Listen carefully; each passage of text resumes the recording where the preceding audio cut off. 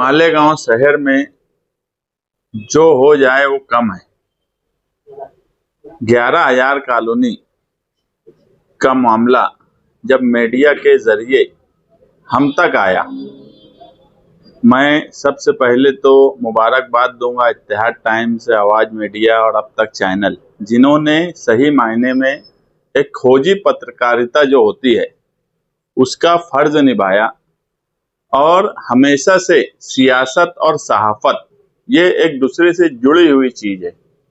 सियासी लोग सहाफत का सहारा लेकर अपना काम करते हैं और कभी कभी सहाफत के जरिए सियासी लोगों की भी आंख खुलती है। मैं अगर सच कहूं तो हमारी आंख भी सहाफत से ही खुली, मीडिया के जरिए ही खुली। इक्का दुक्का बार ये खबरें हमारे कान तक आई भी, मगर सही मायनों में हमने भी ध्यान नहीं दिया और उस पर ध्यान देने की ज़रूरत थी। मगर जब मीडिया के ज़रिए ये सारी बातें आवाम तक पहुंची और उसके बाद तहसीलदार मैडम ने जिस तरह से कार्रवाई की, वो भी काबिले मुबारकबाद है कि इतना बड़ा वाक़या हो गया।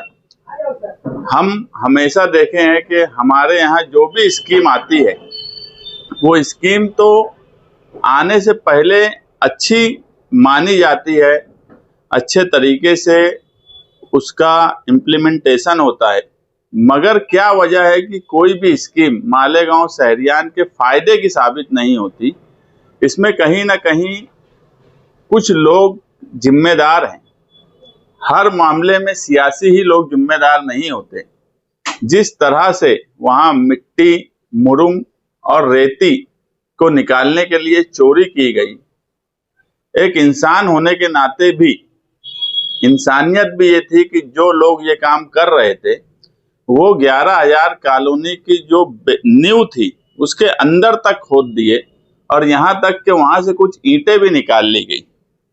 और एक मालूमात ऐसी भी है कि एक सीनियर कारपोरेटर भी उन ईंटों की खरीद और फरोख्त में शामिल है, ऐसा भी मैं सुना हूँ।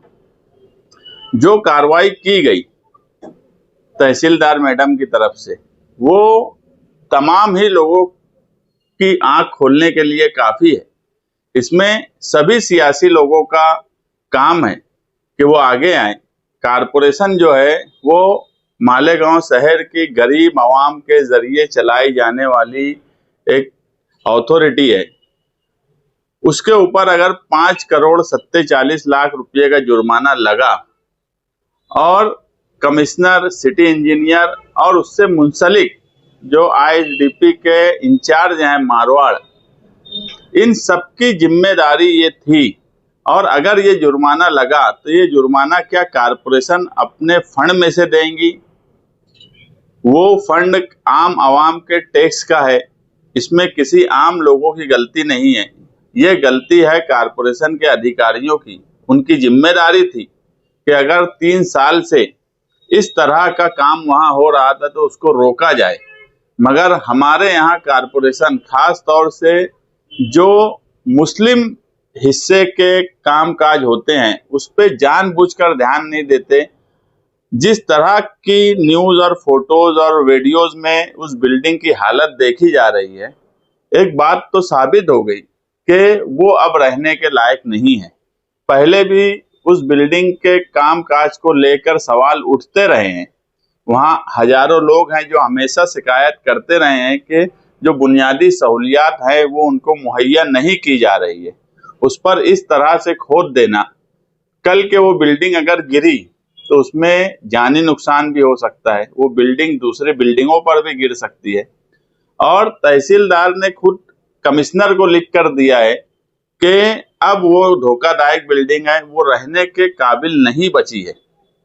और यही लेटर उन्होंने प्रांत ऑफिसर को भी लिख कर दिया है कि वो धोखादायक इमारत है। अब इसमें एक बात यह है कि तहसीलदार ने ही किला झोपड़पट्टी के मामले में जो अफिडेविट फाइल किया कि किला झोपड़पट्टी वालों को 11,000 कॉलोनी में शिफ्ट किया जाए, उस पर हमने हमारा रिजॉइंडर पिछली तारीख पर दिया शकील अहमद के नाम से। और अकेले हम ही हैं जिन्होंने रिजॉइंडर फाइल किया। दूसरे जो आए थे उन्होंने उस रिप्लाई पर अपना जवाब भी नहीं दाखिल किया, मगर उस पर मुझे अभी बहस नहीं करना है। बोलने का मतलब यह है कि तहसीलदार हाईकोर्ट में एक बात बोल रहा है कि इन सब लोगों को 267 मकान में लगभग हजारों लोग हैं, उन सबको 11,000 कॉलोनी में शिफ्ट किया जाए, वहां हम सुविधा दे रहे हैं, सब सहूलत है। और वही मालेगांव के तहसीलदार एक तरफ कमिश्नर और प्रांत ऑफिसर को बोल रहे हैं कि वो धोखादायक इमारत है, अब वो रहने के लायक नहीं बची। अब ये मामला हम हाईकोर्ट में लेकर जाएंगे कि अगर किला झोपड़पट्टी के लोग उस जगह गए रहने तो वो धोखादायक इमारत तहसीलदार खुद मान रहा है, और उसके फोटोज और वीडियोज जो आप लोगों ने आवाम के सामने या शहर के सामने लाए हैं वो सब हम कोर्ट में बताएंगे। और कारपोरेशन जो है, जो दंड लगाया गया है, मेरी मालूमात में तकरीबन 8,000 बरास मिट्टी, मुरुम और रेती चोरी का इल्जाम लगा है, जो 1,300 रुपये बरास के हिसाब से तकरीबन 5.5 करोड़ होता। मगर ये जो है, ये इससे ज्यादा बरास, मिट्टी, रेती और मुरुम वहां पे खोदा गया है। ये एक बड़ा स्कैंडल है। इसमें जो जो लोग भी शामिल हैं, अगर जो रेती माफिया, मिट्टी माफिया, ये लोगों ने जो इंसान के लिए रहने के लायक जो जगह थी उसको इतना खतरनाक बना दिया, उन पर कार्रवाई होना चाहिए। इसमें अगर कोई सियासी लोगों की पुष्ट पनाही हासिल है, उन पर भी कार्रवाई होना चाहिए। और सिटी इंजीनियर से लेके कमिश्नर और जो अधिकारी उससे मुंसलिक थे, जिनकी जिम्मेदारी थी, ये दंड का पैसा उनकी प्रॉपर्टी बेचकर, क्योंकि हमारे यहाँ पर जितने इंजीनियर्स हैं माशाअल्लाह कमीशन खा खा के करोड़ों की प्रॉपर्टी बना चुके हैं। इतना पैसा उनके पास है, अगर उनसे पैसा लेकर ये दंड भरा जाएगा तो ही सही तरीका ये हो सकता। कारपोरेशन अपने खजाने से, अवामी खजाने से 1 रुपया भी दंड हम देने नहीं देंगे, लेकिन दंड वसूला भी जाए, इसके लिए पीर के दिन मैं मंत्रालय जाने वाला हूँ, नगर विकास के सेक्रेटरी से मिलूंगा और उनको सारी हकीकत बताऊंगा कि इसमें कमिश्नर जो प्रशासक तुमने बैठा के रखा है वो अवाम के काम काज के लिए कोई उसको फिक्र नहीं है। सिर्फ और सिर्फ वो अंडरग्राउंड गटर का मामला हो या किसी भी मामले में, वो सिर्फ और सिर्फ कमीशन, ठेका निकालना, बजट बेचना, इसके अलावा कोई काम नहीं कर रहा है। और ये भी हो सकता है कि इन लोगों से भी कुछ टक्केवारी अधिकारियों की तय हुई होंगी, क्योंकि इतनी बड़ी चोरी बगैर सरकारी ऑफिसरों के तालमेल से करना मुमकिन नहीं है। अगर इनको समझ रहा था, क्योंकि एक मालूमात ऐसी है कि जुलाई में तहसीलदार ने इन्फॉर्म किया था कारपोरेशन को कि इस तरह की चोरी हो रही है, आपके प्रॉपर्टी है, आपको हैंड ओवर कर दी गई है, आपकी मिल्कियत है, तो आप उसको देखिए। मगर कोई किसी तरीके की कार्रवाई कारपोरेशन ने नहीं की, तो क्या कारपोरेशन के अधिकारी भी मिट्टी, रेती और मुरुम में कमीशन ले रहे थे? क्योंकि अगर तलवाड़ा डैम का सवाल पानी चोरी का आता है, इनको कितना भी बोला जाए, ये कभी चोरी पर जानबूझकर ध्यान नहीं देते, क्योंकि ये खुद चोर हैं।